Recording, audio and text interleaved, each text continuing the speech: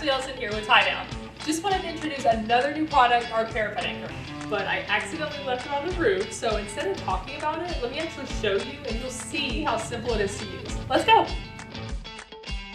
Once you have access to the rooftop, make sure you also have access to a fall arrest system, like a mobile fall protection cart, and tie off. Once you reach the parapet, use the adjustable safety pin to adjust the anchor to the correct size and fully fasten. Coming in at 13 pounds, this lightweight anchor only needs one person to install and provides a secure setup. This durable, reusable, and quick system reinforces a long and durable life. And that's it. Make sure to like this video and follow our page. See you next time!